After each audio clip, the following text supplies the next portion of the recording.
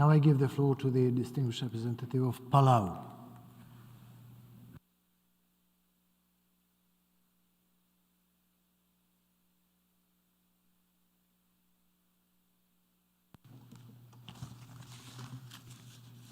Mr. President, Secretary General, Excellencies, colleagues, we align ourselves with the statement made by Fiji as chair of the Pacific Island Forum, and we make the following statement in our national capacity. A year is a milestone we often associate with celebrations: a baby's first birthday, a complete cycle of seasons, the Earth's full rotation around the sun. It's unfortunate that today we are commemorating the year anniversary of Russia's illegal, unprovoked invasion of Ukraine, a year in which hundreds of thousands have died, whole cities have been razed, civilian homes and infrastructure turned to rubble. 6 million people in Ukraine have been internally displaced, and 8 million people have fled into other parts of Europe. That's nearly the population of this very dense city of New York. Many of these are women and children. It's also a war that's inflamed an energy, inflation, and food security crisis in every corner of our world. On this day, we commend the bravery, strength, and valor of Ukrainians who have stood their ground and defended their independence and homeland. Russia may have projected a quick victory given its size and power, but instead, in the pulverized ruins of Donbass and in bomb shelters across Ukraine, Ukrainians have forged themselves anew into a unified, more resilient democracy. It's a demonstration that there are few forces more powerful than one spirit in defense of home.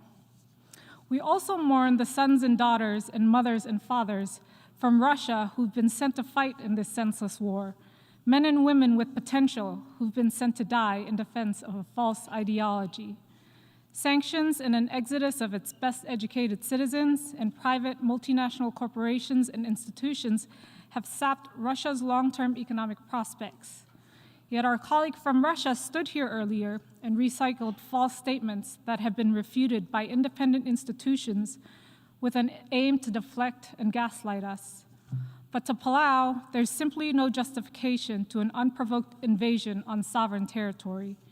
When we became a UN member state and promised to uphold the UN Charter, it was not in vain. We reiterate our solidarity to Ukraine and call on Russia to end their aggression in Ukraine's territorial borders. Colleagues, many of us are fatigued by this war. In the midst of the triple planetary crisis and our work on reaching the SDGs, we've had to dedicate many hours of scarce diplomatic resources to this issue. But we must not falter in our defense of the UN Charter. So when you're tired, think of Andriy, a fighter pilot who finally took a break after almost 19 hours of defense measures, too exhausted to fly anymore, his commanding officer spooning stew into his mouth to revive him.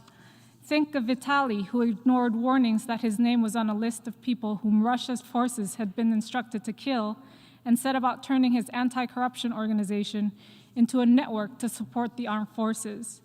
Think of the Ukrainian children who live in terror of being shot or shelled or abducted into Russia. Think of 64-year-old Natalia, who shivers without heat in the bone-chilling Ukrainian winter. Think of them, but also be reminded that the way this war plays out will set a precedent for our world order going forward. Might it be on your own home countries where a larger aggressor takes his chances, buoyed by the inaction of the world to defend internationally recognized territorial borders?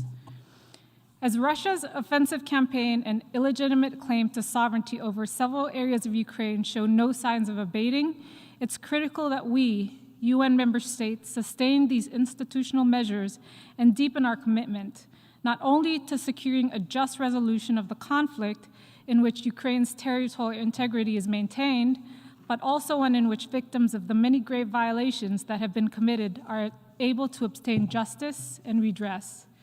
If Ukraine thrives, so does a rules-based international order, and the lesson will reverberate around the world.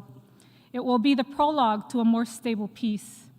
Palau will be voting in favor of the draft resolution as it stands. We call on all member states to join us. Thank you. I thank the distinguished representative of Palau.